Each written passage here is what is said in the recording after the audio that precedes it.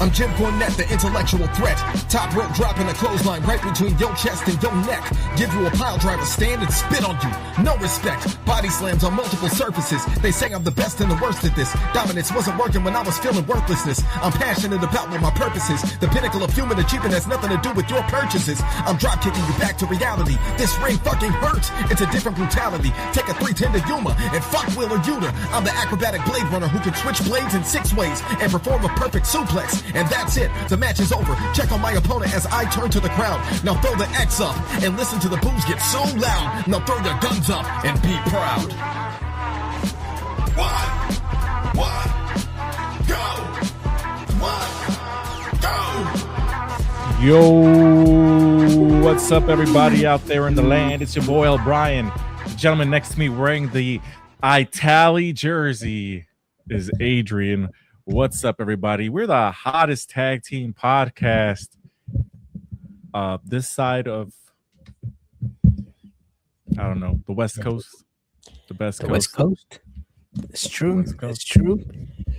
I'm running out of things, brothers. Running out of things. Yoda with a 8.9 out of 10 Dynamite. Wow. That is a high score. And I kind of sort of agree with that, man. When I made the card today, I thought it was going to be an 8.5. There were some few segments, good matches. But yeah, that's what we're here to do. We're here to talk about it, man. The vacuum cleaner to the face spot. Mm-hmm. That shit was hilarious. The Elder Emo in the house, like always. Yup, always. Mm-hmm. What's good, fellas? Lupe in the house. What can I say? This episode was good. Mm-hmm. What did I say? It's 8.9. Yeah, I'm okay with that rating. It was a good show. A lot of good wrestling. The wrestling's never the issue with AEW. It's always the extra things. At least for me. The wrestling always hits. We got some good matches. We got some glitches. We got a potential injury for Penelope Ford today. And we're also going to talk about, has WrestleMania lost its luster? Oof. Stay tuned for us to talk about that after we do our review here. Mm-hmm. Mm-hmm. But where should we get started? Should we get started with the banger main event we got? I don't know, man. We can start with anything on the card, man. I can already feel, or I can already see where people are going to get upset in some segments, some matches. Some people are going to start, oh, the sickos get mad when Jey Uso stops a match and starts dancing. But in AEW is different because when the music is going, the wrestling keeps on going. We don't stop here. We don't say, hey, time out. I know it's a War Games match. Let's start dancing. Now in AEW, music's going. Shit, let me punch this dude to the beat to the music. Oh, boom, boom, boom, boom. That's what I'm talking about, bro. Differently, and another fan base, or at least one fan base is triggered about it, but they can't. They have nothing against AEW, bro. Well, hold on a second. You said one fan base is triggered about it. Why would WWE fans be triggered about it? It's more so AEW fans that are triggered over it, that are complaining when Jey Uso does it. But either way, I'm okay with the spot. Also, AEW does do the dance. Remember, it was MJF and Adam Cole. They'd have the dance off where Adam Cole was just like, remember that? You don't remember the dance off that MJF and Adam Cole had? No. Of course you don't. Of course he doesn't. He doesn't remember that stuff. He only remembers things he complains about. But yeah, MJF and Adam Cole. Yes, it was. What match? I'm gonna look it up, and you really don't remember? Actually, MJF was doing like a disco dance, and then Adam Cole starts like he doesn't know how to dance, so he just starts fucking hip thrusting in the middle of the ring. Damn! The WWE mark knows more than Adrian. Facts, let it be known today. Go for it. Either way, the main event was good. It was an exciting match. Storyline wise, it had some. FTR got beat by the Rascals. There's that. The Young Bucks also were feuding with FTR as well. I guess those are storylines. Did this match really need to happen? No, but I'm glad we got it because it was exciting. It was funny. Christian in the house. Brian, you look good. No Diddy with the AEW shirt. Shit. He said, es uno de los míos. Yes, he is. He's like, that's my size right there. That's my size right there. Shit. I was hoping they'd play the music the entire match. That'd be a little bit too much, I think. I was hoping they would have played another music, but I'm okay with the Jungle Boys. Here we go. I remember the Adam Cole dance. That was AEW Blood and Guts 2023 in Boston. There we go. There we go. Statistician. There we go. Statistician right there, Christian, with all the info, like always. Let's take a little pause break right here. Speaking of Christian and stats, how impressive? How impressed was Bandito when Christian was giving out his stats? The days of matches, the arenas, his debut matches are all in. He's the one that told us the exact date of the Hechicero Bandito match too. That one too. It was very intense because Bandito was just like, "Wow, bro, I don't even remember that match. I was concussed." Yeah, it's like, he's like, "I don't remember shit, bro." Yeah, it's all good. What's up, Nate? Black Tista in the house. I think it's been over 3 weeks, so I can start calling you that again. Dan, what's what? Block's only last two weeks or what? No, I think I agreed to not call him Block Lesnar for 2 weeks. But yeah, the main event was really good. It was an exciting way to end the show and send the crowd home happy. It was good. And then the way to start the show of El Clon and Jon Moxley was good as well. The match hit. We got El Clon glitching out of a curb stomp.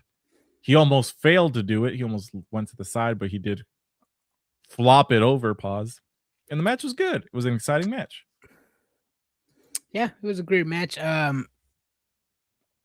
don't know if it's me. I still think Moxley's still a little awkward with some luchadors, but he tries his best. He tries his best to put him over. That cutter from out of nowhere, that shit was good for Moxley. Yep. It was a phenomenal match, man. I thought this was gonna be one of those Moxley clone type of matches that was gonna piss off a fan base. You know, the bloody Moxley, the flippy flop over the Clone, no selling some spots here and there. But no, it was kind of like a back and forth match. It was good. Not to take away, it wasn't the greatest matchup for both of these guys' careers, but it did the job. It continued the story of the Don Callis family versus the Death Rider, so I'm okay with it. The story that never ends. I feel like we've seen this before. Yeah. Or is it just because it was Darby doing it? I think pretty much everybody's, since the Don Callis family has like 16 members, they're pretty much feuding with like a member from each faction in AEW. Or if not, then they're fighting like a faction. There's a lot. Yeah, there's too much stuff going on. I feel like, well, who's next? Fucking Rocky Romero. We already fought Mark Davis in Sacramento. El Clone today. Mm-hmm. Andrade, maybe? No, but Andrade's in the world title picture. I'm assuming his final match is going to be against Takeshita. Mm-hmm. That's true. Yeah. If Clone can glitch, why can't he just spam glitch out of finishing moves and actually win matches? You know, that's a good one right there. That's a good one right there. I mean, that is a good one. Yeah. But here's the thing, Brian. If you're playing a video game, how fast can you do the glitch? Mm-hmm. This is not a video game. This is about fucking real life, brother. That's what I'm saying. Like, I always pictured, obviously, with the no selling, I always pictured AEW kind of like a game when it comes to like sometimes the no selling. That's what I'm saying. I was just making talk, not talking shit, not comparing. Didn't you compare on Monday? What? You're like, they're insulting my intelligence. And then I said, but a wrestler glitching is not insulting? No, because that's his move. That's his spot. Like he did today. Bro only glitches sometimes. What the fuck is he? Vanellope Von Schweetz from fucking Wreck-It Ralph? I mean, it's looking like it. I will say this. Though. Whatever he's doing, it's working 1,000 times better than whatever the Wyatt Six is doing. I agree. Well, he's a good wrestler. He's showing what he can do. That dive to the outside was amazing. It's not just that too. I mean, you talk about the glitches. I mean, we've seen the teases for Clone. He glitches when he comes out. There's a little glitch in his entrance. The Wyatt Six, they kind of do that with like, you know, kind of says like a scream and then like that.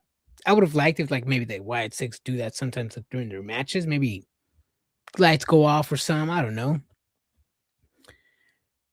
W for Wreck-It Ralph reference.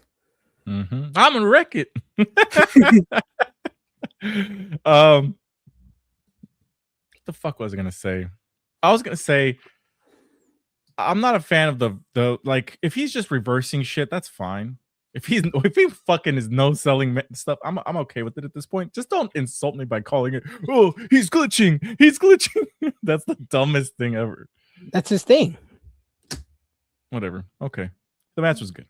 I like the dive to the outside. When someone, you know, actually catches him, it looks amazing. Somebody takes the time to make sure, you know, I'm going to be there. Take the moonsault on my shoulder. That way he has enough, you know, place to stop him so he doesn't, you know, put all the weight on his ankle and possibly. Did he land on his feet? He did land on his feet. Got it. Because Jon Moxley caught him. And then he like enough to stop the momentum of, you know, just catching all his fucking weight on his ankle. Mm-hmm. Still patient waiting for Hologram versus Clone, which will be cool whenever he's fully healed. Yeah, you're gonna wait like 6 more months for that. Yeah. Yeah. Anytime someone knows something some unnecessary shit, we gotta call it glitching. Facts. Yeah.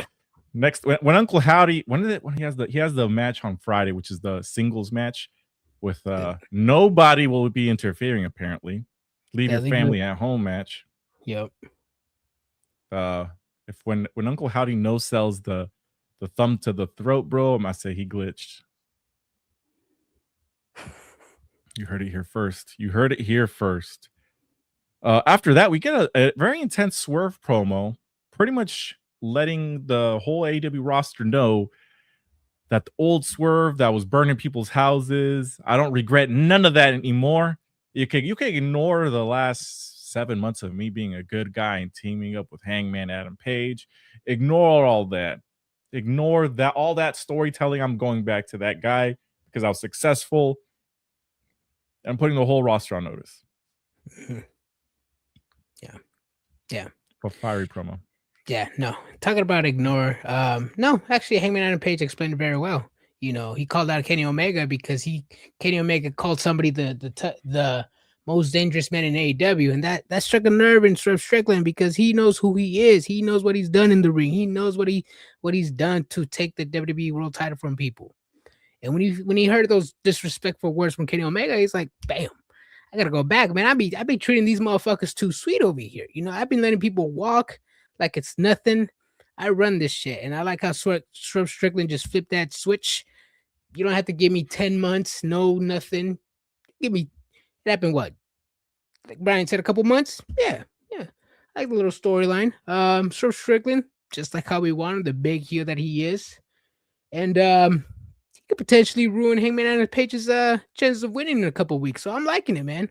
This is what I wanted in Swerve Strickland. He's eyeing the world title. This is where he needs to be, man. Not no 15 years like some other old head wrestlers are talking about. The time is now. The time is now. I don't think the time is now, but I like the switch for him being a heel. He does work a lot better as a heel. He's actually good. He's good both ways. Because he's still, even though he's a babyface, he still had that nasty streak about him. But hey, he's probably gonna face Brody King at the next pay-per-view.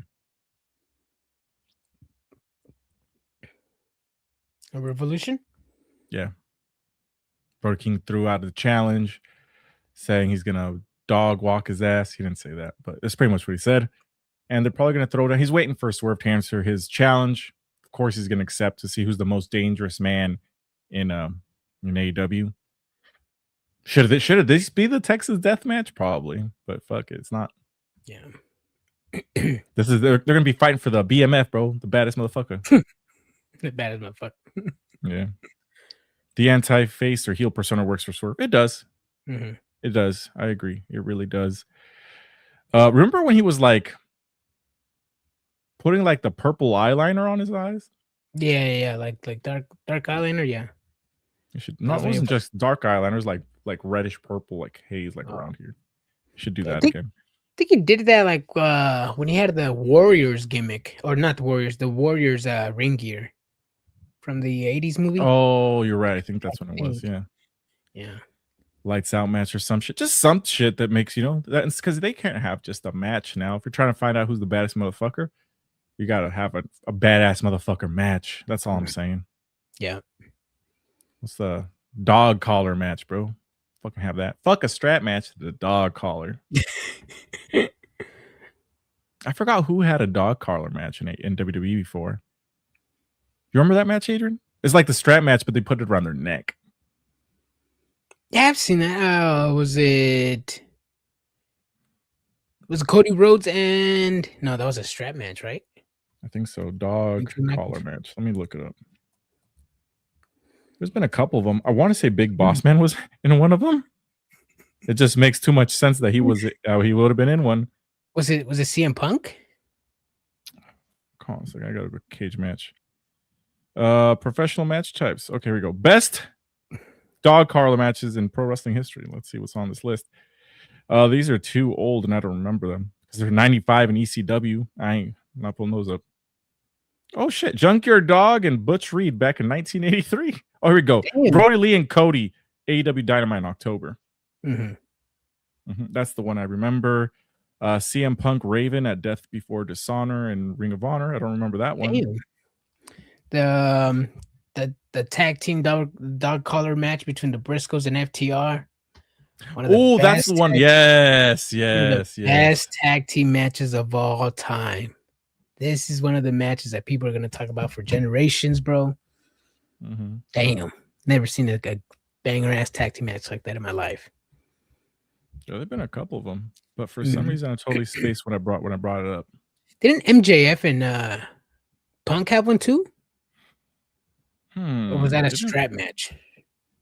See, dog collar match. You said MJF and CM Punk? Yeah. And I think that was Yes, it was. Yep, and I think that was a pay-per-view I saw at the movie theaters. A Revolution, yep. Yep. So yes, it was. Yep. This was the last episode, the last pay-per-view of Ring of Honor, right? The Briscoes and FTR?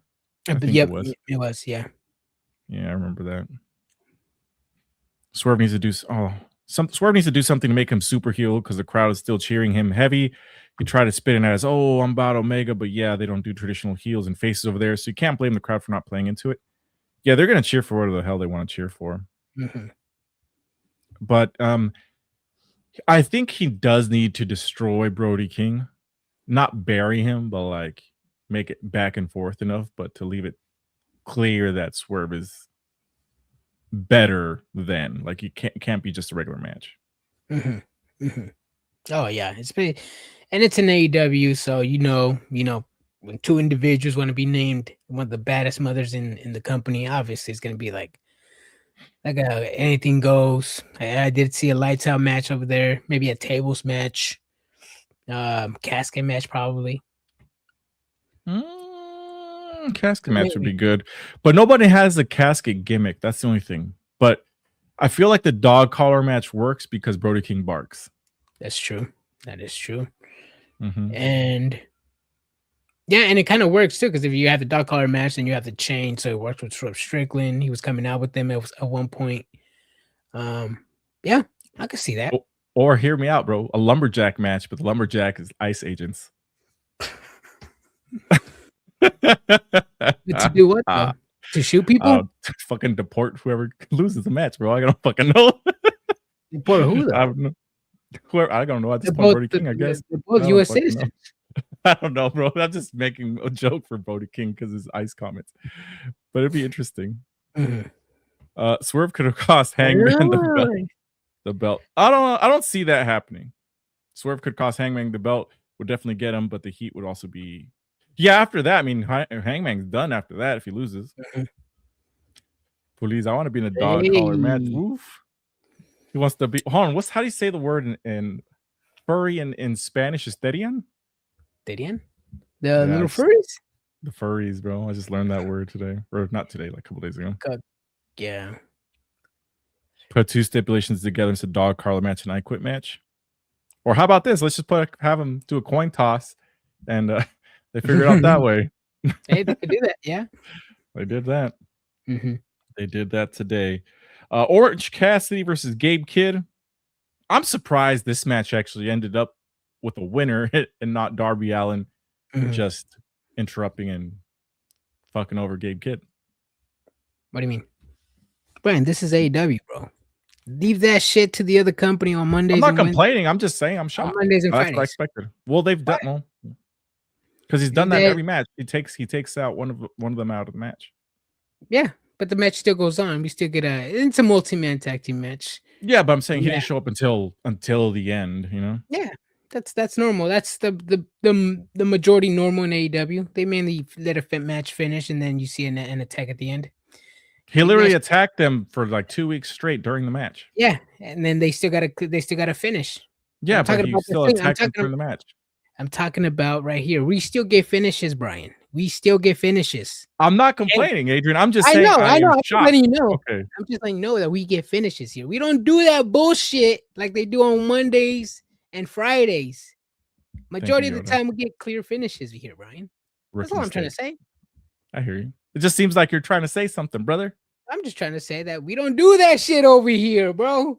We leave that shit for Mondays and Fridays, bro. Adrian, the match, like 2 matches right after this, had a DQ finish. That's fine. That's what I said majority of the time. Majority of the time. It's not like, you remember that one? I don't even want to talk about that shitty company. It was like an episode of SmackDown where every match was like a DQ. Yeah, I'm not talking about that. I'm talking about a banger wrestling show today because it's Wednesday and everybody knows what that means. Real wrestling is on, Brian. Kid crawling all over the entrance ramp to start immediately made me crawling all over I must have missed his entrance. He crawls always. He just like Finn Balor crawling? Kind of. No, because Finn Balor does like kind of like Spider-Man type thing crawling, I guess. He just kind of like half-ass crawls, like bend over, but he's still on all fours. But kind of using his legs still to walk, kind of. Interesting. You gotta see it. You gotta see it, bro. You gotta see it. It's funny. Gabe Kidd is a dog, as in War Dogs. He's got that dog in him. How many dogs? How many people have dog gimmicks in AEW? Fuck, goddamn. Shit. Gabe Kidd has a psycho gimmick. How many psycho gimmicks do we have in AEW, bro? They got the psycho killer and shit. Like punch the monkey crawls? I'm dead. Fucking punch the monkey. Let's see. The fuck ice chance for Bodie is very fitting since my guy wears abolish ice on some of his merchandise, and he's given a lot of his own money to the people of Minnesota. Yeah, he's there. He's always gonna get those chants as long as the whole ice thing goes along. It was really funny how the crowd kind of were doing the whole fuck Don Callis, and then they followed out with the ice chant. It was just like, okay, I understand the fuck Don Callis chants, but then I guess they added the other ones too. I'm like, all right, cool. Fucking sickos, man. The sickos, the sickiest of the sickos. Thunder Rosa has a promo. Chris Statlander is injured, needs to be cleared. We'll have a tag team match on Saturday at Collision. Yeah. Am I misunderstanding this unsettledness that Chris Statlander has with Thunder Rosa?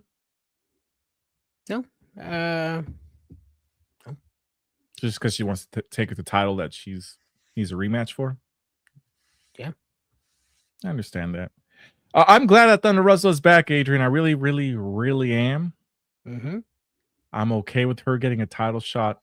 I know you are. And I'm going to be a hypocrite about it because usually I would be upset, about somebody just showing up, winning a match and getting a title shot. But it is Thunder Rosa and she does deserve it.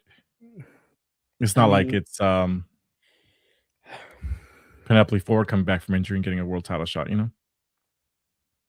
Yeah, I mean, the whole fake outrage with Thunder Rosa and Jamie Hayter is hilarious to me because these women have been on TV, have gotten some storylines, have gotten multiple title shots, but for some reason, the shit talking fan base, they ignore all that.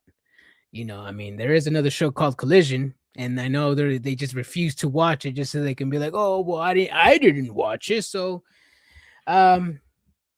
yeah, so I mean, I'm glad Thunder Rosa's back. I'm glad that she's getting another title shot. She has gotten multiple title shots in the past. This one's gonna be another good match. I was watching the one with Mariah May just recently as well. This one, well, who? With I said Mariah May. Yeah, Mariah May. Yes, Mariah Blake May. Monroe. Mariah May. Yeah, I mean, she's brought it back. Remember, so I can't wait to see Thunder Rosa. Thekla is a different opponent. She's a lot faster than Thunder.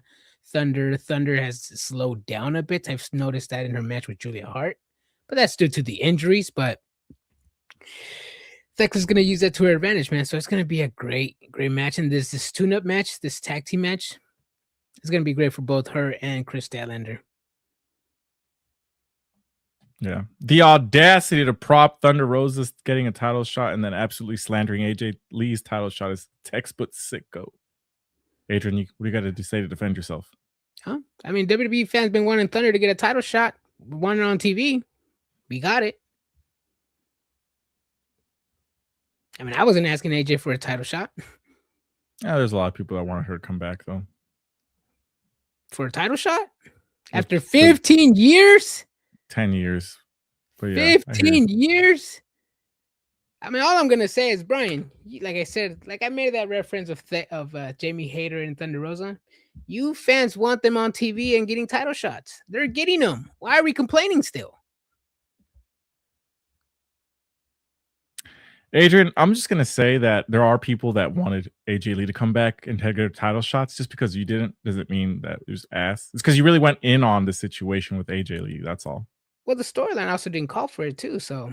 I mean, the storyline doesn't really call for Thunder Rosa coming back and getting a title shot immediately either. Yeah, well then call it out at AEW. Well then call it out, Brian. I'm not. I mean, I don't have a problem with it. I'm okay with it. Well, call it out if you have a problem with it, Brian. I don't know. I'm just. Caitlin's the ones that bring it up, bro. I'm just putting the comment and questioning you, and I'm trying to get your point of view. If it's your honest opinion, then tell it, Brian. I just told you my honest opinion. I'm just bringing up Caitlin's comment, and I'm asking you about it. All right. I'll take your word for it. I'll take your word for it. I see what you're Adrian thinks that I'm literally attacking him by reading a comment. No, I'm fucking dead. No, I just see what I know what you say in the chat, Brian. In the chat? What chat? You guys got a chat? AJ Lee and Thunder Rosa are both dope. They are. AJ, I like Thunder Rosa a lot more than AJ Lee, but yeah, they're both dope. Yeah, honestly, I'll be honest. I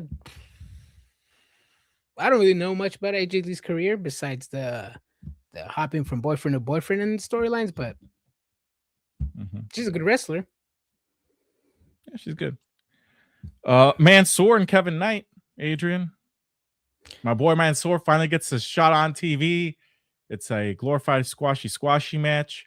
Kevin Knight gets on the mic and said his boy Adam Page is going to retain the title, and he wants next after he does.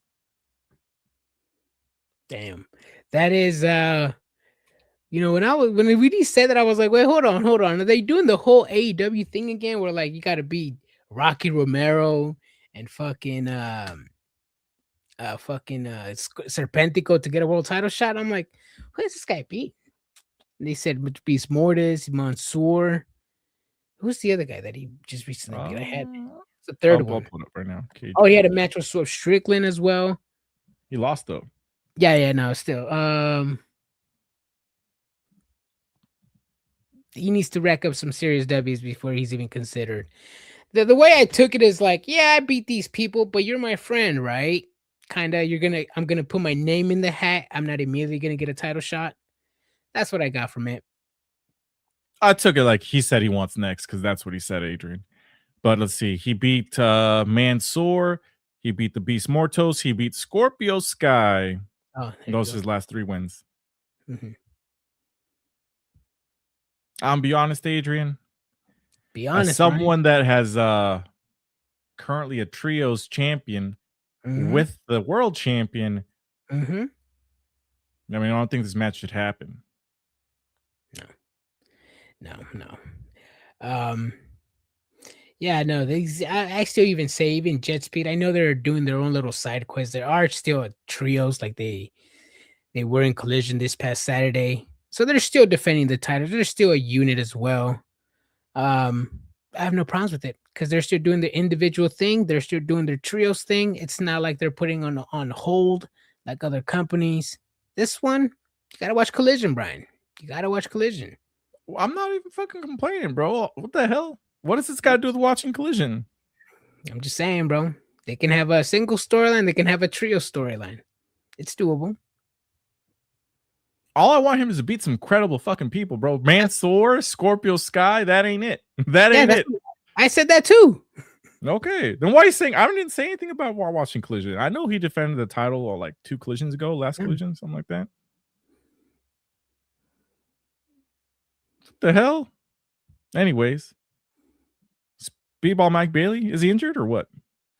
I don't think so. No, I guess it's just everybody's just putting more eyes on Kevin Knight. Come on, everybody's been calling him the future of AEW for quite some time, and I'm like that he's in this position. Yeah, he's in the trios time, in a tag team trios.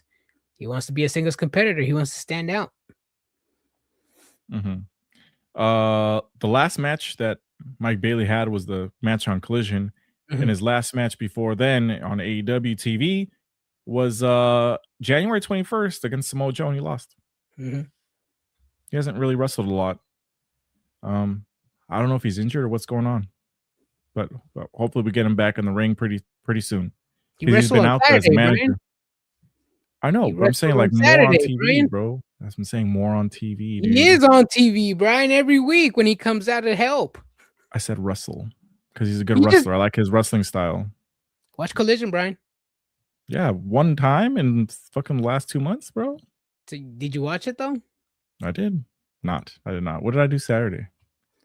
Oh, you were busy. Oh, I was busy. Yes. It was a big day ahead. I have in my head soon that Swerve will take Knight under his wing after calling him AEW's next big thing. Knight can turn heel on Speedball and to have another match. No, I like Kevin Knight, what he's doing right now, to be honest. Same. I actually like him as the babyface. I'll be honest, and I know Brian will probably agree with this because Kevin Knight does have, like, I would say, a similar style to some other wrestlers. You look at the Action Andretti's crew, the Rascals. You could probably add them in there as well. Kevin Knight's the only one that legitimately stands out of all of them. Him and Swerve. I guess you could probably add AR Fox to that, but I still put him in the category that he's similar to to Action and Andretti, Top Flight, and those people. Kevin Knight just has more potential, dude. He's taller. Yeah, he could talk. Well, he got to practice and he did pretty well. He needs to be more comfortable on the mic, and they got to give him more opportunities, though. Mm-hmm. But yeah, that was the future, or as he says, the present, the now of AEW. But they need to keep him as a babyface for now, because if he turns into a heel, then you're like, okay, but then Swerve's a heel. There's a lot of people that are better heels, MJF, and I feel like he would be lost in that division if he becomes a heel, because right now he's in the middle card, right? He's got Ricochet, there's other people. Just keep him as babyface. Mm-hmm. But he's got that natural charisma as a good guy anyways. He does. Yeah.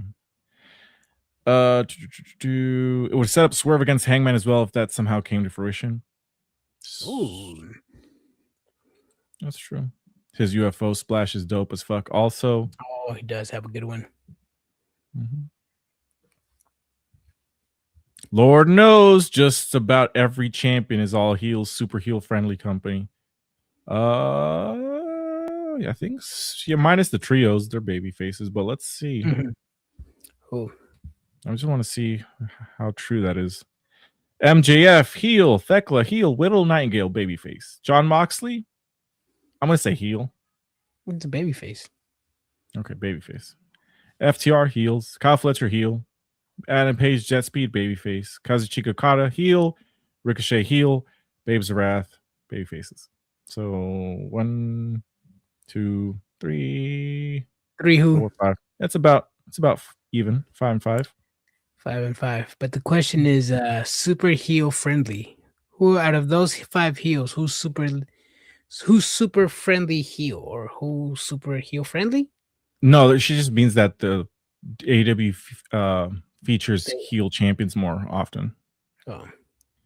I don't know, Adrian. I'm willing to give Jon Moxley a heel. But either way, I mean, it's pretty even.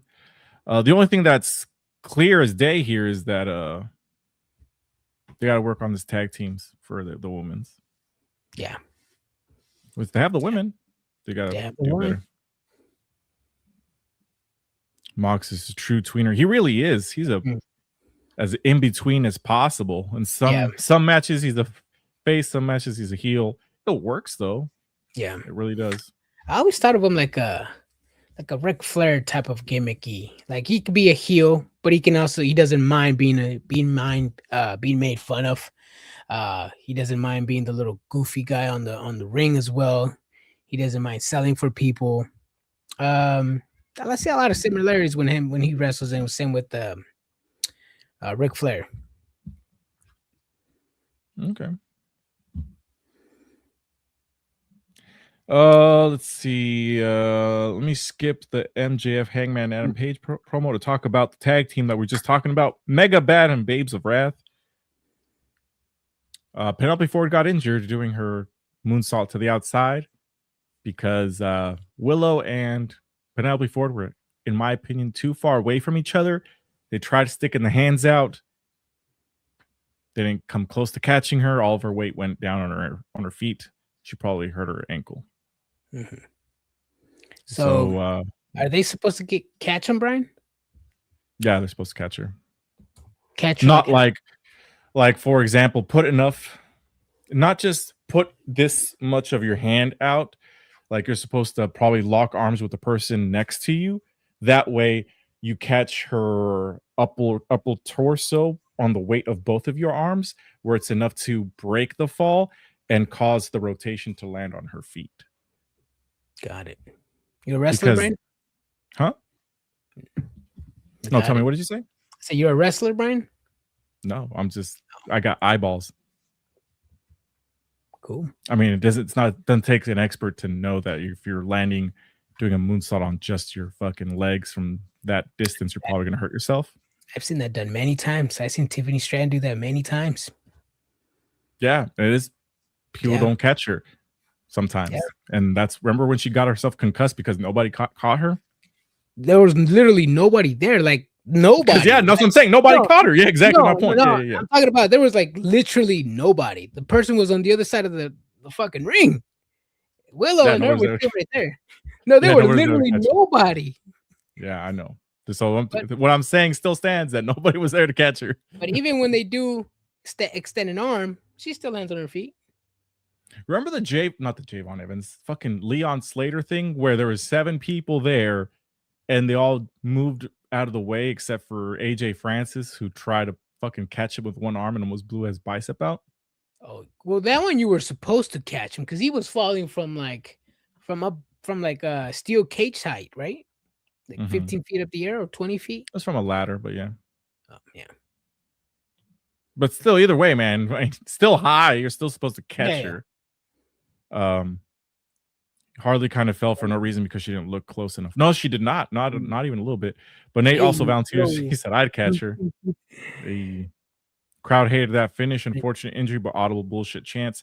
If WWE did that, the amount of hate for Sickles. Well, that's exactly what happened when Jey Uso won. They're like, oh, of course Jey Uso won.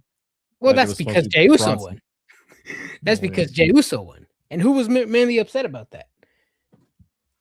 People that don't like Jey Uso. I'm okay with the audible happening. I mean, it sucks that Bronson Reed got hurt. I'm okay with the audible. I mean, when I saw this, I mean, it's clear as day that fucking Penelope Ford got injured. And when Lena Cross went out there to interrupt, you're like, oh, yeah, this wasn't supposed to happen. Yeah. I'm not a fucking mark that's going to boo it. Like, we all didn't just see her not get caught, but whatever. Yeah. Because the storyline really called for new champs. Bro, yeah, it did. Yeah, it did. I mean, they had Lena Cross in there as well. Maybe Lena Cross was going to come out and probably do some shenanigans and interfere in the match and probably get them the titles. But yeah, it sucks that it had to happen. And people were upset about Jey Uso winning because it was Jey Uso. That's it. He's going to yeet in the middle of an elimination chamber match. I like Jey Uso. But stopping a match for a yeet off? It hasn't even happened yet, bro. Let it happen first and then complain about it. It did happen. It did happen. In the elimination chamber? It did happen. It happened before in the elimination chamber. It did happen. We're talking about the elimination chamber, Adrian. But you glazed it, Brian. I liked it. That shit was awesome. I also enjoyed the hot tag that Dominic Mysterio gave R-Truth, bro. Let me live. Let me live. Or that one time where R-Truth came out with the ladder. That one time R-Truth came out with the woman's? That shit was even funnier. Yeah. Because he made it halfway through. Like he was like he got in the ring. He did. I'm dead. Watch this motherfucker climb the pod, just do that weird hang bang and shit like he always does on the side of the ropes. Yep. But I agree. It really does suck for Penelope. Honestly, she just came back from an injury, so it's unfortunate. And I was really enjoying her pairing with Megan Bayne. I really was. Yeah.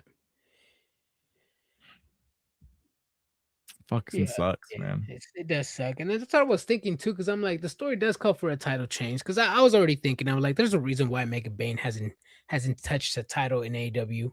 And you could probably say that because she's been traveling to Stardom. She's doing other projects here and there. So I can see why the promoter doesn't want to give a title to a champion that's traveling back and forth.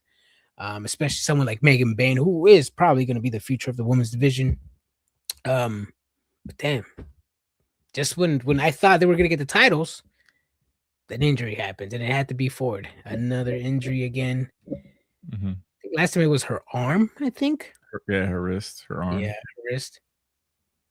Damn. Yep.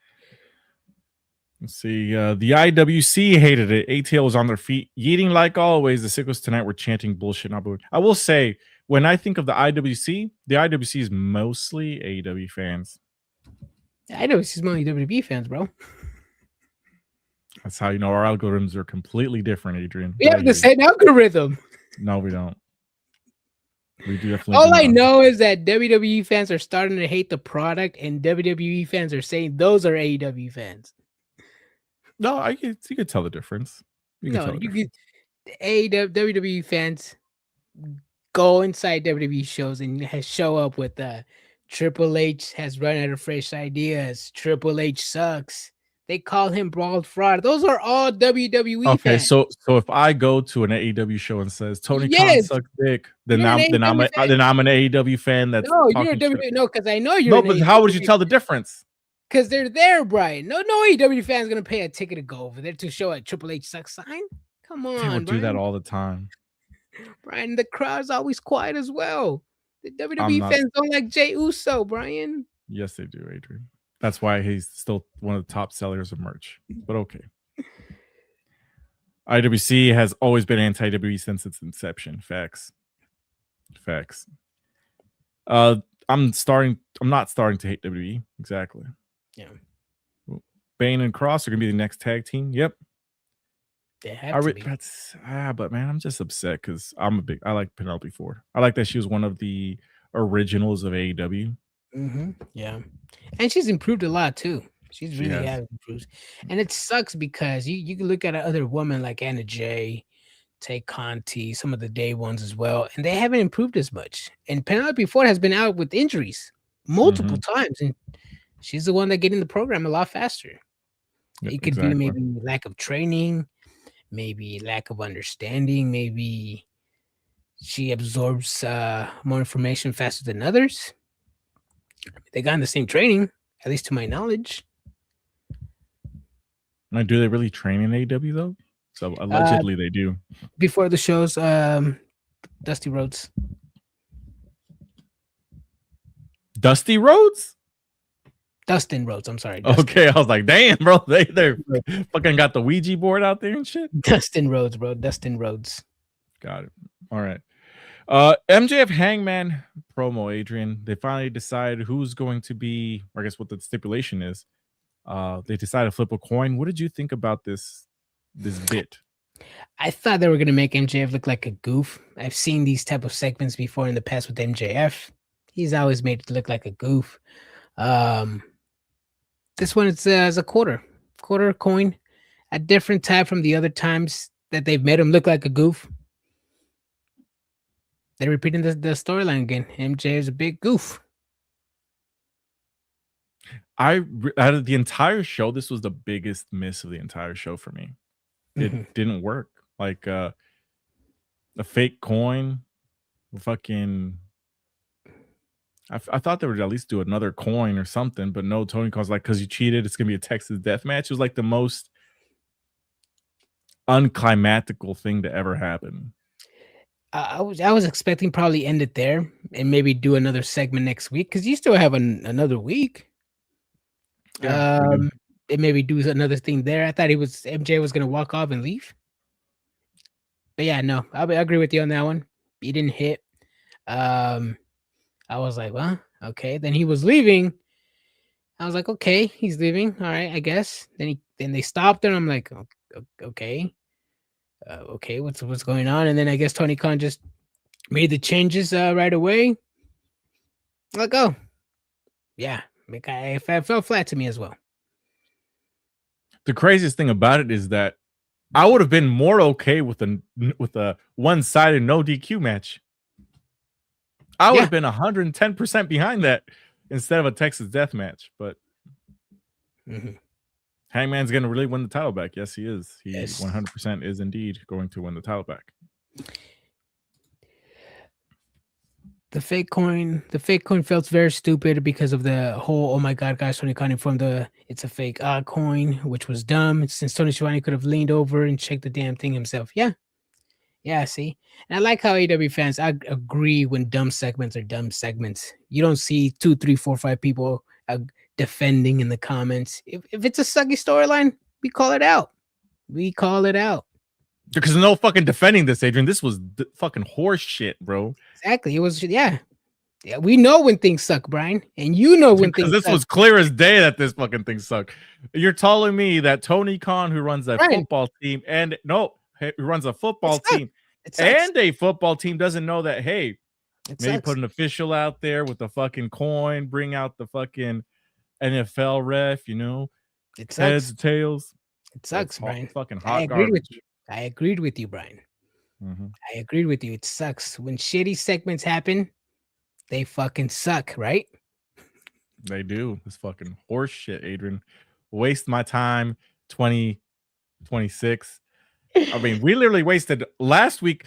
And then I went out of my way to apologize. So like, oh, bro, it's not Texas death. He said he'd think about it. Well, guess what? A week later, it's fucking Texas death. So fuck y'all for making me apologize. I should have never apologized. I blame Yoda. Yeah. It was too loud and I couldn't hear.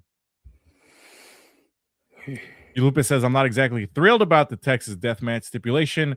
I feel that match needs to be saved for when the rivalry hits its maximum peak and things have gotten extremely personal. I agree. I agree as well.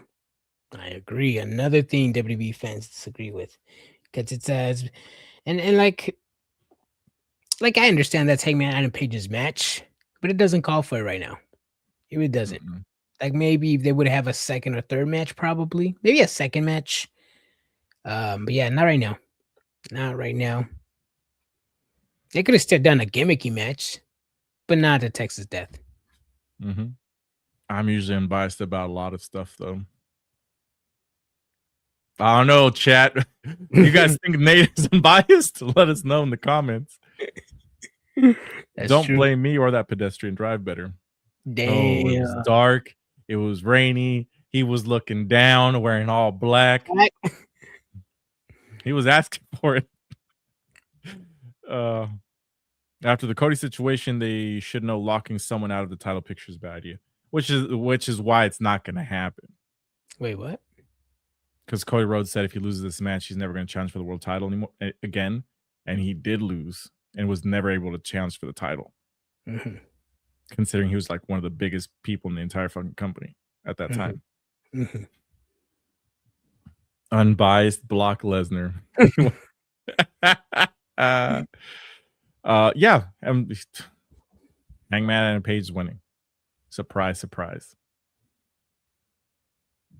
Will the match still be exciting? Probably. It will. It will. You think they're gonna give us a sleeper match like other promotions, Brian? Come on. AEW pay-per-views hit. Yep.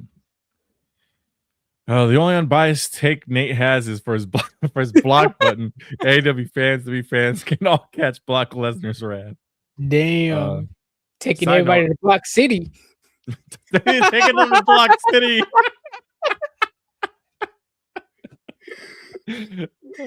Side note, I hope it's actually Danhausen coming out of that stupid box. I don't think it's Danhausen, but if in case it is, it's going to fall fucking completely flat. It depends. I got a feeling it depends to me because it depends on how the setup is. If they put it in the middle of the squared circle and they have a segment and they rearrange the ring with like a big surprise, and I'm like, okay. And if it's Danhausen, I'm like, all right. If it's a backstage segment letting us know a new talent or something, okay, maybe I would accept it.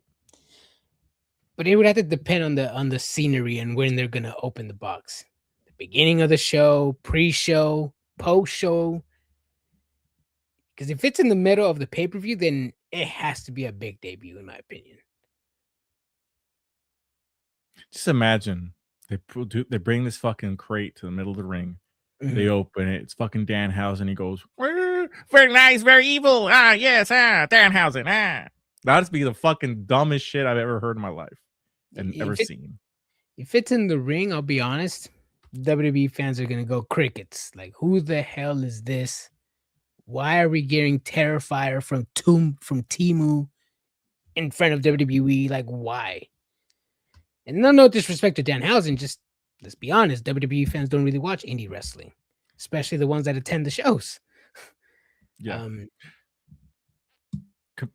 Completely no disrespect to Danhausen. It is not his fault the way they would debut him. If this is how they're debuting him, it's a shitty way of doing it. The way AEW did it was also shitty when he just showed up into the ring. That was good. It was good. It was good little pop. Everybody popped. He does a little thing. You just didn't like it, Brent, because you don't know Danhausen. That's what he does. The thing about it was that's when he was the most popular. He's completely cooled off since then. So they got I don't know. They did this it is perfect. bad. They did the perfect debut. He was over as hell. People were chanting. People loved it when he came out. They loved it when he kept coming out after that. Who pulled him out? It was a ladder match. No, it was Orange Cassidy and Adam Cole match, I believe. It was Adam Cole. I think they were pulling a ladder or a table from underneath the ring. I've actually been wanting to see Danhausen to do what? See, if it's backstage and R-Truth is there along with some other people like Otis, the usual goofs that WWE has, I would be okay if it's Danhausen. Add one more person to the conglomeration from Temu. Yeah, but if it's in the ring, no. Even if it's Roy Keys. I mean, is he just supposed to yeah, I was at the Rumble, but they didn't give me a ticket, so they sent me in a crate, and they were sending me from SmackDown to Raw for 4 weeks, and I stayed here. Oh, yeah, coming out. It was 2 weeks, but I hear you. Lupa says, I don't know why people think it's a wrestler in a box. Are we really supposed to believe a wrestler is being shipped across America? If so, that damn box better have breathing holes and a toilet. If not, whoever opens is in for an ass surprise. I agree. I don't think it's a wrestler. I think it's going to be something that's a complete letdown. I don't think it's a wrestler, but apparently people think it's Danhausen online. What if it's a trophy, like a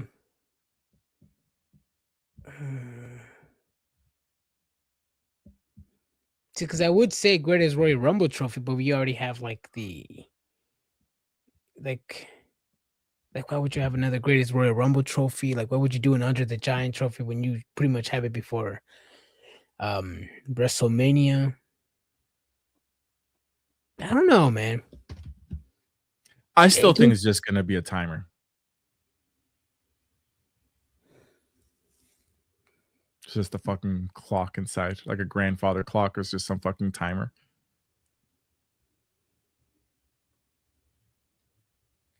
But the timer is actually going to be after WrestleMania, and it's just to announce the new WWE draft. God damn it. I remember when fantasy booking used to be good, used to be like, yeah, I can get behind that pause. I can see that on TV. Yeah, that's a good. The WWE creative has the downfall needs to be studied, Brian. How did we go ahead. How did we get from the put the ones up to a mystery man every other week and in a crate? I don't know, man. I'm just preparing myself to be disappointed.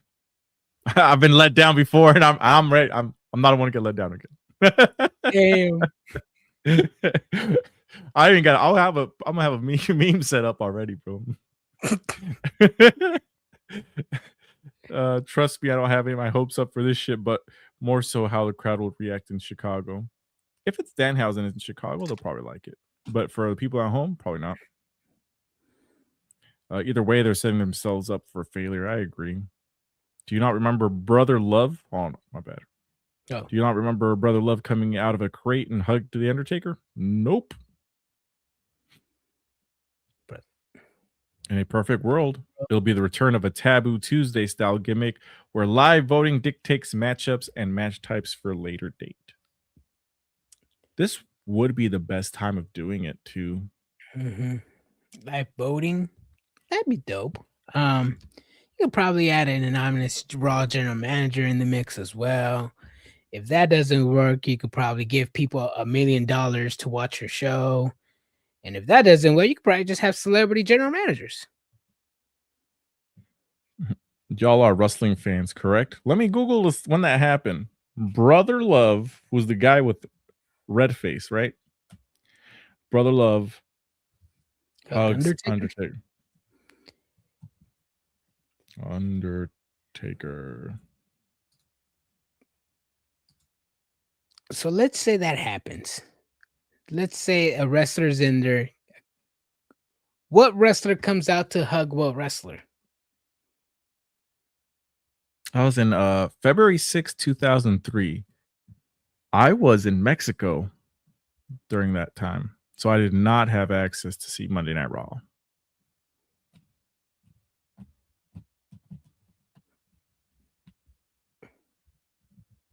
I don't remember. Yes.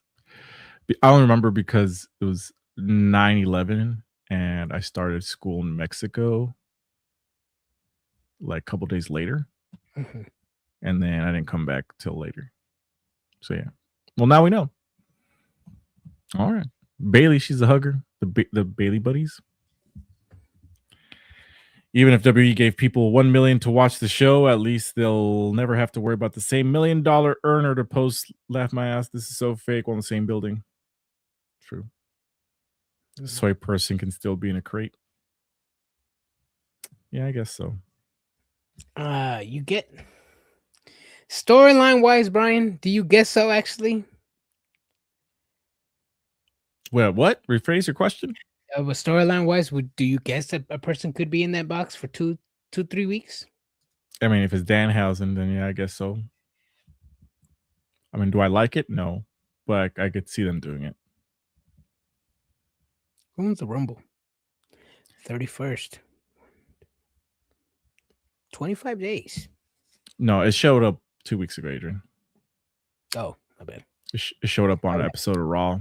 My bad. I was thinking of Royski's. Yeah, you're right. Yeah, it's going to be officially 2 weeks on Friday because it showed up on Monday Night Raw.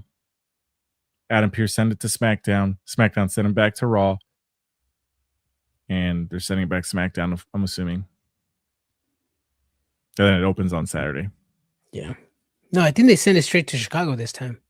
Oh, did they? I don't remember. Well, in Chicago then.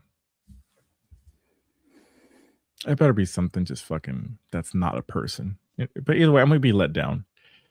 If this is not like 50% off, buy one get one for WrestleMania, brothers, I'm gonna be disappointed.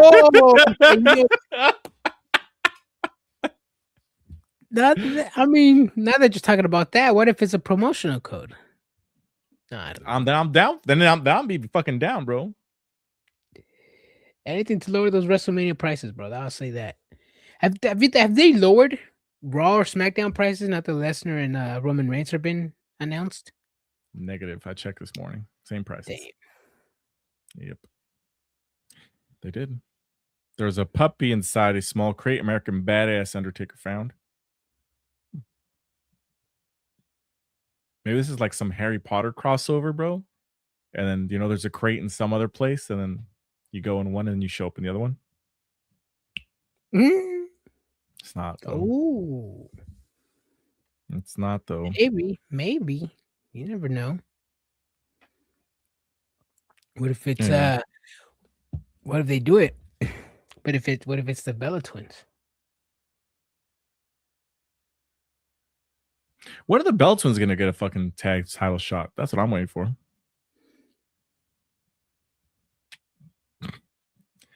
Thank you, finally, a wrestling fan with some history knowledge.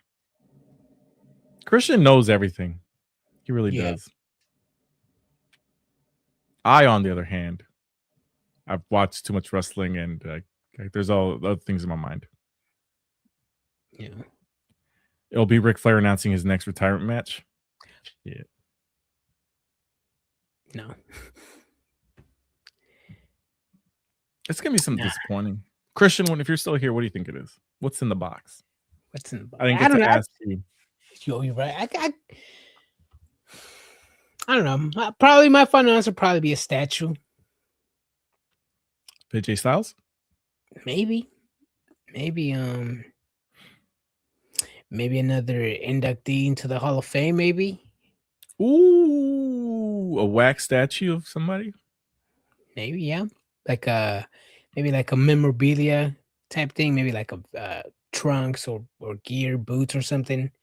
Like a tease Hall of Famer or something. I need to see you do some wrestling trivia. Like me and Adrian, or we tried asking people on the street some wrestling trivia. They suck. It did not go well. It turned out so poorly that I was just like, I am not editing this. This is nobody knows shit. They're just out here fucking getting autographs and shit. They didn't know. Yeah, especially when you put them in the spot and you're like, what happened in 1989 in an episode of Monday Night Raw? Like, what the hell? We weren't asking specific questions like that. Yeah. It was very bad. We were asking Something about like who's had the Intercontinental 6 times, tag team title 1 time, type of thing, right? Yeah, so it was the thing that Chris Van Vliet was doing, which was like you'd show the picture of like The people's title? title reigns, Uh, and then they didn't get him. oh, you're right. People are And like, one huh? of them was like super simple, it was like Kane. One of them was The Miz, I think. It was pretty easy, but nobody knew. One of them was Sami Zayn. Did not go well, so we ended that segment quickly. Yeah, we ended that segment so quick it didn't even get started. Yeah. It didn't make it off the cutting floor. Let's see. A statue of Larry for Punk and AJ to be revealed in Chicago would be a nice gesture, and I don't know if that would be fit. No, it definitely would not fit the hype. I mean, that'd be cool for both of them. Like I said, if it's a backstage segment, maybe AJ Lee wins the Intercontinental title. CM Punk retains. Post show, you open the crate. Mm-hmm. Maybe. Back in the day, Buffalo Wild Wings did have to be trivia shit while the pay-per-view was playing. It's probably the time where I wasn't watching WWE. Cuauhtémoc Blanco. Oh shit! I almost had a heart attack, bro. It's our boy Tamo, who triggered a lot of people by saying Chris Jericho's under a slave contract. Oh, what the fuck? He did, bro. He said he's on a slave contract. And hella people were all like, slave, he's getting paid. He's getting paid. But honestly, I don't know how that works, because if they freeze your contract, technically you already got paid for that work you didn't do. So does that mean you don't get paid? That's what I thought. I was like, if your contract's getting frozen, I mean, you're just there, not really getting paid, but not really, it's just your days are not being counted anymore. You're just like you're stuck in, like, say your contract was over in a certain amount of days, but then they extended it. Now it's like, to me, I feel like it's just you still owe the days, but they're not paying you. Yeah. That's what I take it as. So technically, I mean, you're putting in work for no money. Yeah. Yeah, because that's how I take it. If you're signing a 2-year contract for $2 million and you got hurt and you took voluntarily time off and you already got paid, but you didn't work for 6 months, and they're like, oh, well, you got to still be under contract for 6 months and not get paid. I mean, I think that's how it works. But I'm no expert. You have to put into account that something neither GM wanted on the show. Yeah, Adam Pearce said, I don't got time for the surprise crate. Send it to SmackDown. What if they don't know what it is, though? And what's the first round pick for a draft? There you go. Fucking bald Pierce. He should have taken it. It was 06-09. Oh, Buffalo Wild Wings? Yeah, I think those were the years I was heavily into playing soccer and stuff. I think I wasn't watching wrestling at that time. We were just fucking high school, Adrian. We were seniors, juniors, and sophomores in high school during that time. And I wasn't watching wrestling. I was definitely not going Buffalo Wild Wings, bro. What the fuck? I don't even think there was here one in Sacramento then. Not that I know. Because the first one I remember was the one on Arden. Arden, right? Yeah. That shit was not open till like 2014, I think. 13. Yeah. If you don't know what it is, then why would you send it away? My curiosity would have had me opening that shit real quick. That's true. That's true. Goodness, I graduated in 2008. Oh, shit.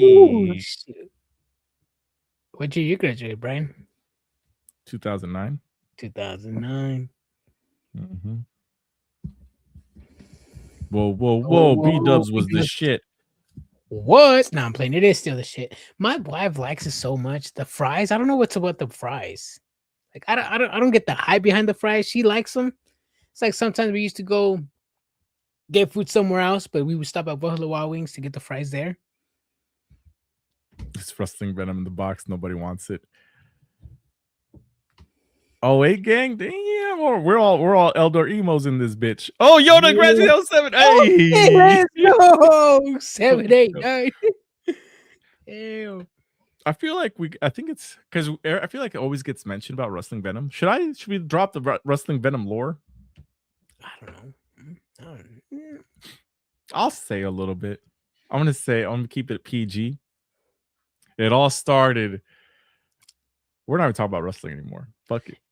It all started with somebody trying to give us a dead weight in our group. No. So it all started many moons ago when this gentleman right here, Cuauhtemoc Mendoza, said, "Hey, I know a guy who would be really good for videos. He's really good at putting in that hard work." And I said, "Oh yeah, sure. Fuck. Let's talk to him." Who's Manny? Yeah, who's Manny?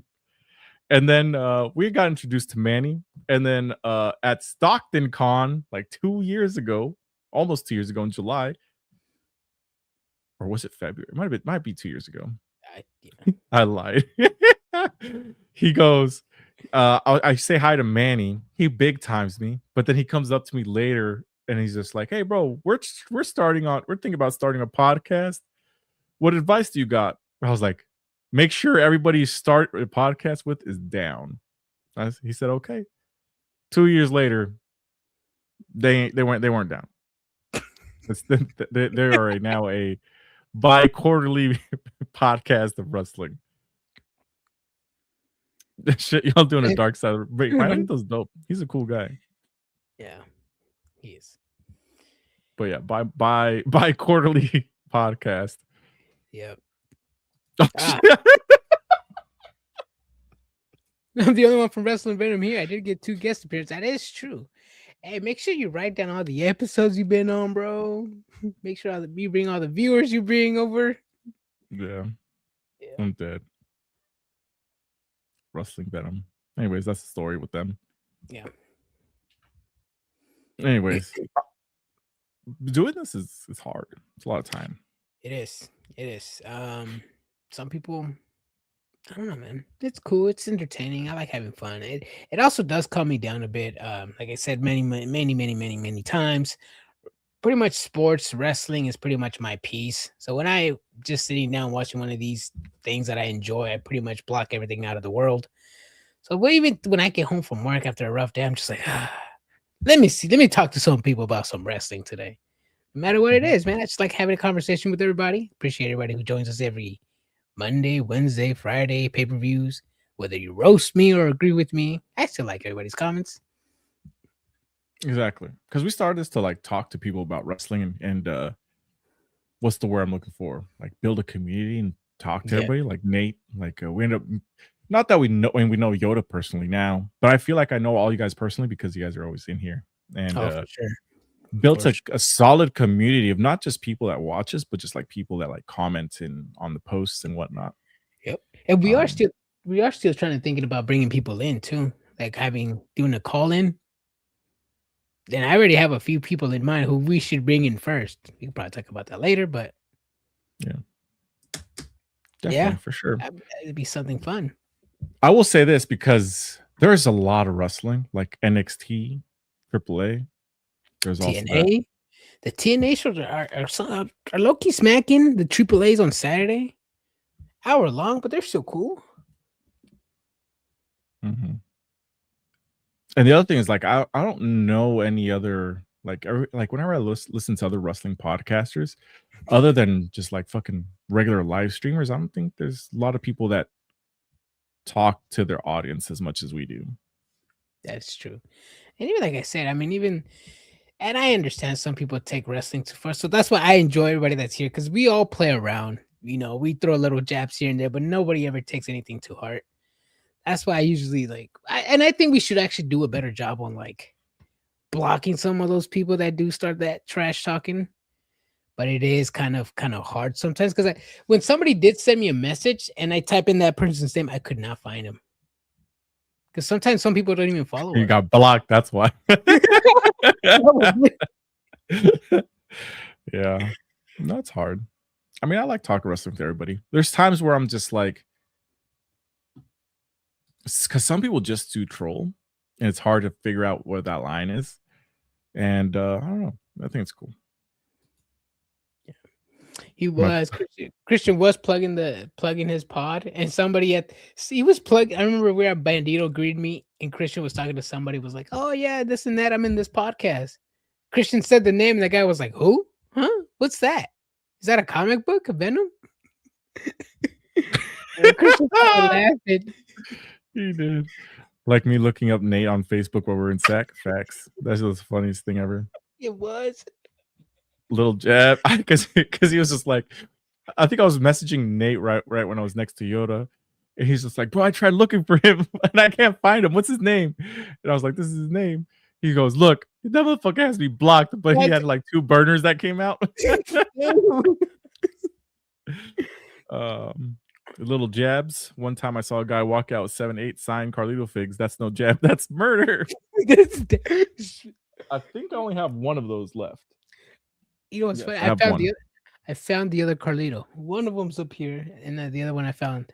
Finally found it. Okay, got it. Sweet. I only have my daughter's one and the last one. J Mike, he was talking J Mike. J Mike's dope. Mm-hmm. I study angle analysis on pro wrestling and use it on my wrestling Venom. So you telling me copy and paste, bro? Oh hell no! You studied that guy Ango, bro. But fuck, I also said give me a name and I'll unblock. Oh, that's true. He did say that. Yoda, unblock him. Unblock him. You got it. First of all, I guess. Well, his name's James Findlay. That's true. And he loves to fight. He loves to fight. We had some segments planned out. We kind of got thrown on the back burner. But AJ Styles said something. They got to scroll down the list to find me. I'm weak as hell. I'm James Finley, and I love to fight. No, I didn't do it right. No. Anyways, let's go back to WrestleMania, Adrian. AJ Styles made a fucking hootenanny saying that in his opinion, WrestleMania is lackluster nowadays. Do you think WrestleMania is lackluster, Adrian? Like, what do you mean? Like the show overall, this one, AJ Styles? You could probably say that. I mean, if you look at it from the outside, like as a fan, I could probably say, like, if you want to compare maybe last year's to this year's, it's not hitting the same way. I can do that. So it lost a little spark. I'll say that. I mean, maybe it's just a booking, but the matches are gonna hit. I know people aren't seeing the big picture yet. I know last year's storylines were pretty much set before January. This one, with all the injuries going on, nothing's really set in stone. So that's why I think it lost a little of a spark. But I mean, ticket sales, injuries, Booker. So I say it lost some little bit of spark this year. With injuries too to the vision. Mm-hmm. See, that I can agree with, because that is true. I can agree with that. But the way AJ Styles phrased it, he said to him, it was lackluster. But he was also referring it to, I was coming back from my injury, the buildup to WrestleMania 41, when his match with Logan Paul wasn't special enough to retire. Then he wanted to hold out till Royal Rumble, which is 10-year anniversary of his debut. But people online are going with it, saying that, oh yeah, WWE sucks, WrestleMania doesn't hit the same. But if you go back and you look at things, WrestleMania has always been the granddaddy of them all to me. And I think to most people. And if just the word isn't enough for you, I mean, the collective follows WrestleMania around all the time. Throw in what these other companies are doing now. This year, you get Stardom following WrestleMania. You get CMLL following WrestleMania for the first time ever this year. Maple Leaf Pro is having matches at Las Vegas. I'm missing some. Hog, House of Glory, is going to be having some matches in Las Vegas. So the event of WrestleMania is getting bigger because they know how much business WrestleMania is bringing in. So they want a piece of the cut because WrestleMania is fucking huge. Let me ask you this, Brian. when we saw the collective, we usually saw all the shows that were going to be there already, but they're adding more shows. Are they adding shows because WrestleMania is not really selling out? And they're like, we could probably charge these people $25 to $50 for a ticket for a good show. If they're going to skip out on WrestleMania, and if WrestleMania is going to block out the parties, let's have a show there. Let's charge people $20 to $50. Let's sell out a few shows. Let's get an extra payday. Well, this isn't GCW, the collective. This is a whole nother brand of things that are coming out. That's what I'm saying. Like, if you're going for WrestleMania, you're gonna have your money full, your pocket full of cash. And if you're not going to be attending WrestleMania and you're not going to be attending any watch parties, well, man, I still got to waste my money. So wrestling companies got to come in. I mean, I'm not saying it's a bad thing. I'm just saying they're capitalizing on WWE's low ticket sales. That's what I'm seeing it as. I don't see it as that. If anything, it's competition to the collective, because a lot of those shows that are, I mean, they're going on at the same time. You're literally choosing between CMLL and fucking going to one of the collective shows. WWE. Well, yeah, but they're not going head to head with WrestleMania, dude. These shows, they're not running they're not running matches at the same time as WrestleMania. No, I know, but like, I mean, if you don't buy a ticket for WrestleMania and you're not gonna attend a watch party, you might as well just save your money to watch a wrestling show another day. That's all I'm saying. Maybe, I guess so. In my opinion, I don't. This would be true, but this stuff takes planning. I mean, it doesn't all come together in 2 weeks. Let's be real. It takes a lot longer to that, because it's not just one company. It's literally 5 different companies that are coming around to create a show. NXT Stand Deliver got moved to April 4th. Correct. That also happened because there's too many things. Because shit, I didn't even get to watch it because I was in a taxi on my way to WrestleMania, and I was getting in a line and doing all that bullshit. So I didn't even get the chance to watch it. And it was early on, and I remember it was almost never, the fans weren't even there. I would think they only sold like 2,000, like 5,000 tickets, I think. Probably less. Yeah, it was just, the timing was bad, because if you wanted people to attend both shows, it was damn near impossible. Because it was early. It was an early show, right? Like 10 in the morning, I think. It's like 10 in the morning, would end at 2, and then from there you'd have to fucking rush over for WrestleMania to get in. It'd be difficult. Nah, you had to go to the hotel, shower, put deodorant, cologne, brush them teeth. By the time you're at WrestleMania, it's like 5 p.m. Eat a hot dog. Yeah. Gotta respect the hustle all the minor brands putting up to feast on the business that WWE. And that's the thing, is that if that's what I'm saying it as. Yeah, but you can't do that with AEW. Not talking shit about AEW, but I'm just saying, like, All In, that doesn't happen yet because it's not that big. So to me, WrestleMania is getting, the event around WrestleMania is getting huge, because WrestleMania is the mecca for wrestling fans. Yeah. Maybe eventually AEW gets there with All In. They definitely seemed like they were that first year with All In, but I mean, the second year, I mean, tickets sales dropped by half. So yeah, I mean, to me, WrestleMania is still the Super Bowl, right? Does every Super Bowl hit the same? No, some Super Bowls fucking suck. Like this year's Super Bowl fucking sucked. The game. So sometimes you have snoozers, but I mean, it's still the Super Bowl, and that's how I take it as. I don't know how you guys take it as. Hey, yo. I don't know how you take it as, Brian, but I take it. Yeah, I take it. No, but I mean, I see, like I said, it's only lacking.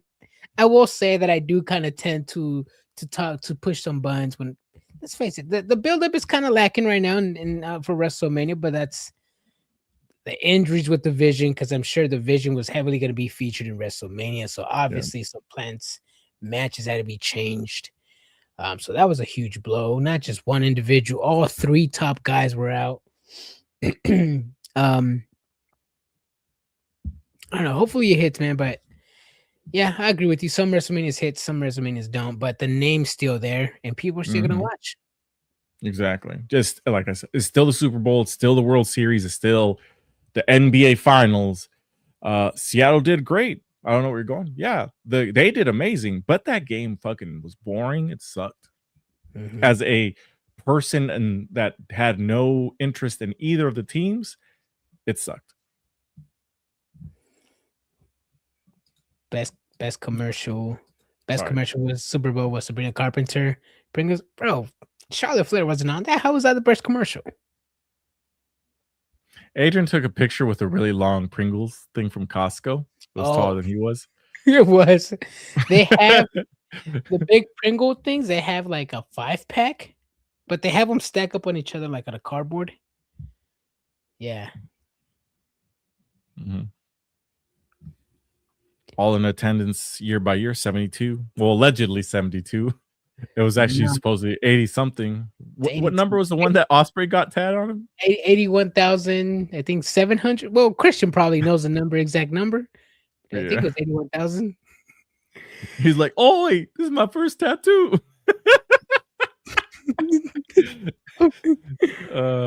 Yeah, 23, 24. 5'8". Generous.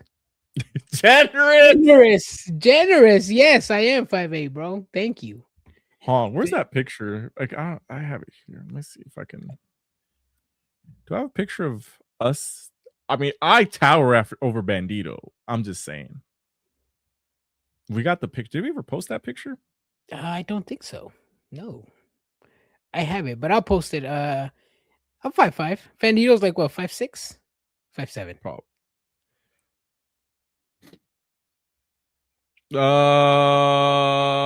Let's see. If I'm 5'9", that probably looks around 3 to 4 inches. My nose is where his head is, so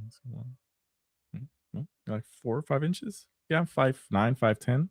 He's probably like 5'5", 5'6", something like that. Yeah. Hey, bro, what the fuck? No, he's not. Chill, bro. Chill. Chill, Bro. I found a picture, bro. I'm gonna fucking post this. Chill, bro. Bandito's not no 5'5". Get the fuck out of here, bro. You guys are like the same fucking size, Adrian. Hell no. That would have made me like 5'2", bro. Bro, hold on a second. Hell no, bro. I don't know. We gotta post. Nah, this he's picture. like 5'7", bro. Cause I'm like up to his eyes. I don't know, Adrian. You guys look pretty equal sized here. Okay, cool. Then I'll take that, bro. I'll take that. I'm gonna post it right here. Let me back it out here. Create post. Oh, Christian's in this picture too. Oh, is he really? Yes. When we bought out his contract for the picture. You bought out the contract for the picture. I just lost the fucking picture, bro. Wait, I don't have that picture with Christian. Oh, then we'll send it to us then. Oh. Yeah, we have it. You didn't post it. I forgot. Usually we're on top of that. Yeah. Wait, did he? There you go. It's posted now if you guys want to see. It's also in our story. Did either of you guys get a Bandito's mask? If so, what colors? My son did. I'm gonna go put it on. I'll be right back. Keep them entertained, Adrian. Yes. I was actually gonna get one of these this all white mask. It had like this, I wouldn't say bedazzled, but it had like this little, it was shiny. It was all white. It was like then they also had like a white and blue, like the white here, the blue, the bandana. He only had ring-worn masks that were up to, I think they were $400. He only had 3 of those. He had like 6 pro ones, which were like $200, and then he had like a bunch of the $40 masks, which were, I think they were like kid-size masks. So yeah, no, I didn't get I didn't get any. I thought they were gonna be in the 140, 130 price range for the masks. Nah, bro. $200 is too much for me, bro. I gotta admit, I'm a little broke when it comes to 3 figures. When it comes to masks, championship belts, merch. Get it? Your microphone, your mic can't. I was muted. Sorry. Yes, you were. This is Yeah, the cheap version of the mask. I do like that one because it has natural Libre colors. Yeah. Let me put it on real quick. Damn. I'm gonna stretch this motherfucker out, bro, for my son. Hey. Oh. I just got jacked. He really came in here and stole it from me. Oh, did he really? What? Yeah. Oh, I got a mask now. That's his purse. You don't know him. Well, there's pictures. I posted pictures of my son with the mask, so you guys can go through our post to find it. Mm-hmm. His masks are dope. Well, see, there's the cheap ones where what I got was $40, and the other one was $200, the semi-pro, and then the professional was $400. The ringworm, yeah. I was telling them that decent price for me for a mask is probably like 140 max, 150 max. 150. 200 was it's a sick ass mask, but I was like, I didn't have enough. And I'm that type of person that I don't do IOUs. That makes sense. Let's see. All right, so some people are, I don't know if you guys saw the picture, but Bandito picture's up there now. Little buddy did a cash in and stole his mask back. He really fucking did. Damn, yes he did. Claudio's got a Death Rider mask? Yes, he does. The Sueco Enmascarado. And tell me why that mask is a lot better than the hologram and El Clon AEW selling. Is this a CMLL only mask? I think it's just a Claudio mask. I don't think it's available in the AEW shop, which they should. So, but does he use this mask in CMLL like for his entrance? I believe so, yeah. Oh yeah, I see it now. I'm dead as hell. That was on Collision. Okay. Mm-hmm.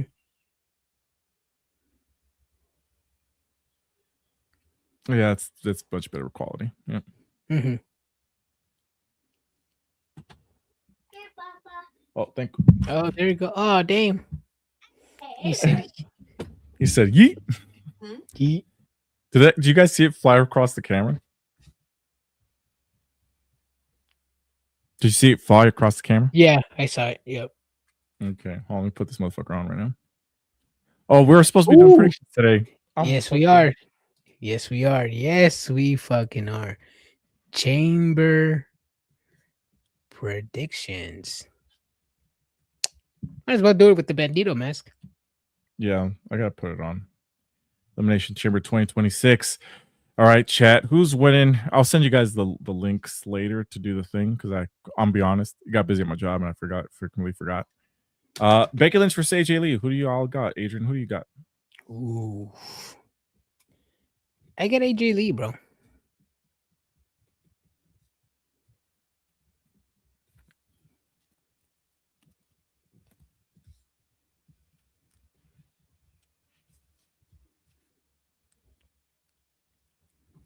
Oh, you are putting it on.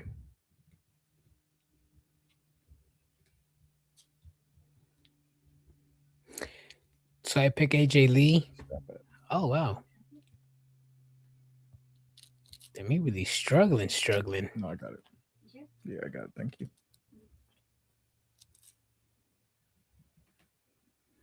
All right. Does Tony Khan really believe that having Ciampa go around glazing AEW is going to raise ratings? I don't know if it's going to raise ratings, I'll be honest, but that check is clearing. And Ciampa, I don't have a napkin, but I mean, he's right. He's glazing. Oh, El Remo says AJ Lee as well. I say AJ Lee. Kellen Adams says Becky Lynch. Wow. Becky Lynch. She has her whole list. Rhea Ripley. Trick Williams as the men's elimination chamber, and Punk defeating Roman Reigns? No. Balor. Yeah. I think Becky Lynch retains. I need Becky Lynch to retain. CM Punk's going to beat Finn Balor. Let's be real. I'm going to go with Raquel Rodriguez beating them off. I'll go with Raquel Rodriguez. That's probably going to be Tiffany Stratton, but I'm going to go with Raquel Rodriguez. Actually, no. It's going to be Tiffany Stratton. She wins. She's going to go against Jade Cargill, get her title back. And let's be real. It's going to be Cody Rhodes who wins for the men's.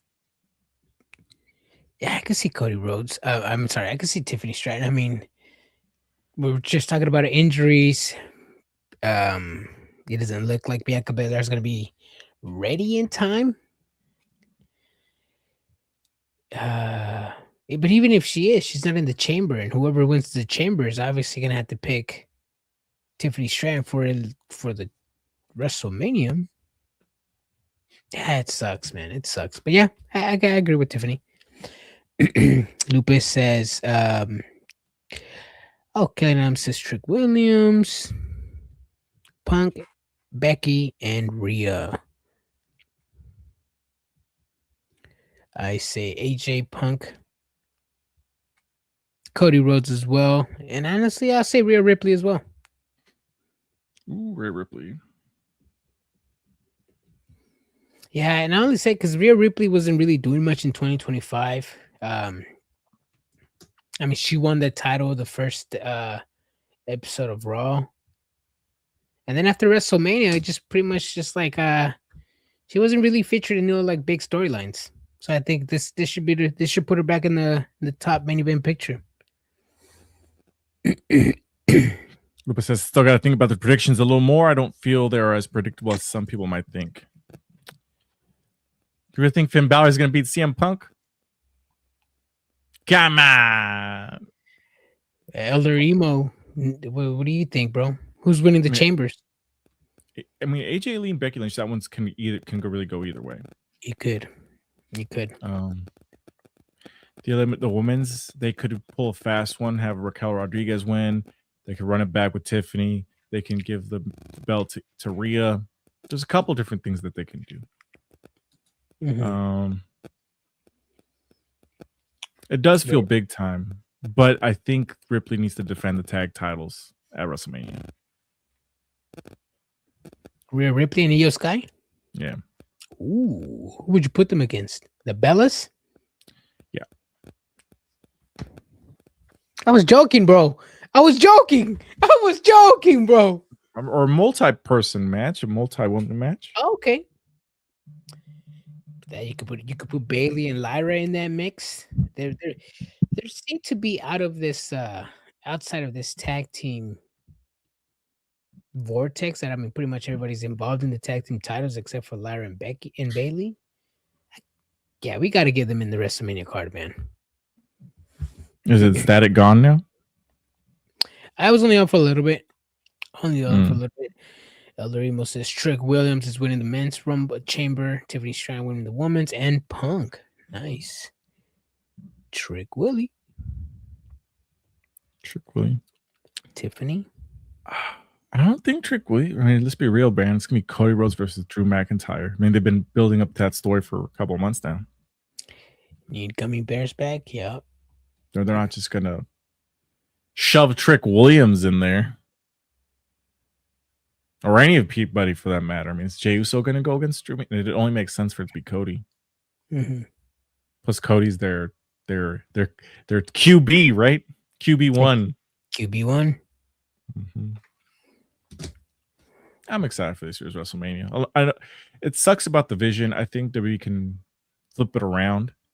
But it sucks that now Bronson Reed's injured. Are we ever going to find out who's behind the attacks? Seth Rollins versus Logan Paul at WrestleMania? I'd be okay with it. I mean, it's not Bronson Reed, it's not Braun Breaker, but let's not pretend that Logan Paul is a big drop off from those guys. If anything, he's probably got more drawing power currently because of who he is. Yeah. Oh, Logan Paul is definitely. If it wasn't like the WWE machine pushing Braun Breaker, Logan Paul should be the top guy. Yeah, I wouldn't mind him being a WWE champion someday. Logan? Yeah. He's not. He's a celebrity, yes, but let's not pretend that he isn't one of the best workers in general amongst any company right now. Yep. And yeah, he's no David Arquette. No, I mean, he almost died though. That's a different thing. Yeah. WrestleMania. Oh, they did have that fucking match, huh? I forgot about that. Fuck it, run it back. This is different circumstances though. Yeah, I mean, Seth Rollins has to start the redemption arc somehow. Started with Logan Paul, defeat Austin Theory. Braun Breaker comes, or Bronson Reed returns, beat him up, then beat up the big bad Braun Breaker. Exactly. Yeah. I don't know. I still think it's. I mean, the thing that sucks about this, Christian. Sorry, not that one. This one, Cody Rhodes versus Drew McIntyre versus Jacob Fatu is Jacob Fatu lost his match, and somehow he still qualifies for the WrestleMania 42. That I would call that bullshit. I mean, they still could do it, but I would still call bullshit on that. It's like you tell me Cody wins his match, he goes through Elimination Chamber to get his match, but Jacob Fatu still gets it because he's Jacob Fatu. I got a feeling we're probably gonna get like a big match with Drew and Jacob just to write Jacob Fatu off TV for a while. Because he's a loose cannon. And if you don't take him out, he's gonna. I mean, he did say he was gonna stop Drew McIntyre. You for sure did. Bronson Reed, yep. Right, Adrian? I mean, that pretty much, we could talk more about it on Friday as well. Mm-hmm. But I don't know, man. I'm excited for Elimination Chamber. Excited to see what's in the box. I'm excited to be live with you guys this Saturday, right after Elimination Chamber, and run it back, just like Jey Uso. It's always a good time. I always like, for me, my favorite shows to do with you guys is the post pay-per-view shows. Yeah. Same. It's always a good time. It's always a good party. I actually like them too when we have early pay-per-views, because then we see people that we normally don't see. Yeah, that's true. My least favorite show to do is the SmackDown one, because we start at 8 p.m. It's so fucking late. Yeah.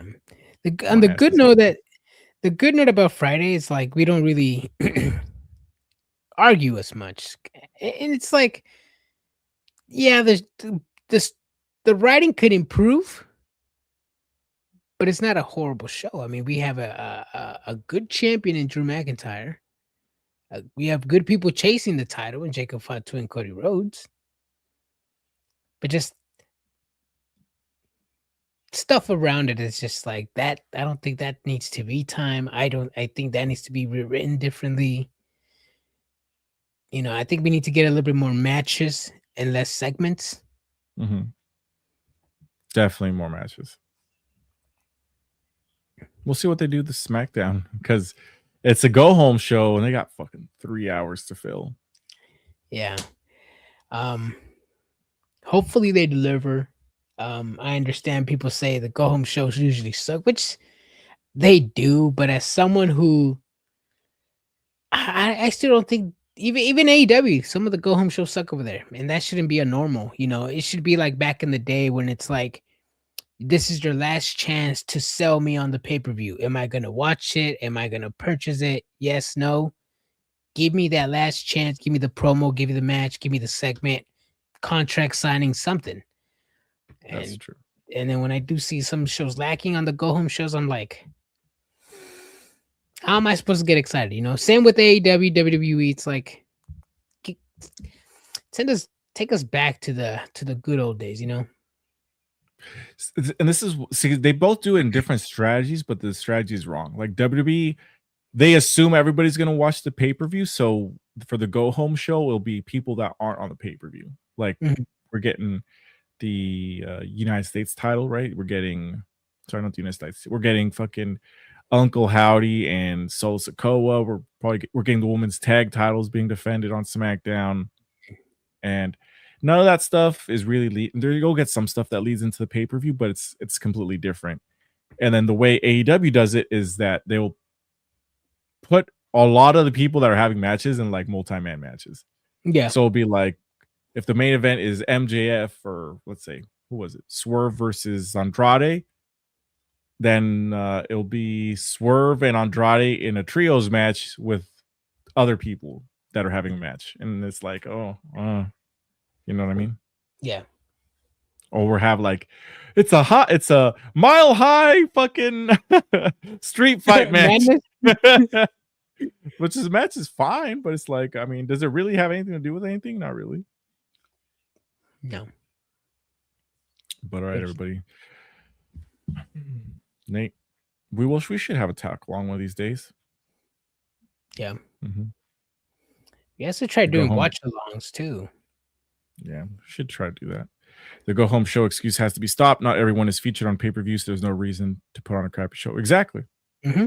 There should be no reason, but they use it as an excuse. Like, let's make sure nobody gets hurt or something. But there's ways you can do stuff. I mean, just don't go out and do crazy shit, you know? Exactly. All right, everybody. Adrian, any final thoughts? Nah, man. Amazing episode of Wednesday Night Dynamite. We're gonna see what SmackDown has in store for us. Like I said, man, this matches, tag team match being featured on SmackDown. We have a leave everybody at home match. That storyline has been brewing for a while. Hopefully, it's a good match. I'm expecting a good show, man, and I'm expecting an even better show on Saturday. It's going to be in Chirac of all places. Chirac. Elimination Chamber is going to hit. I'm excited, man. Pay-per-view weekend. Get some brewskis. Some brewskis and brewskets. All right. Mm-hmm. Well, everybody, we'll be back Friday to discuss Friday Night SmackDown. Till then, stay triggered. Good night, everybody. Deuces. Deuces. Let me know how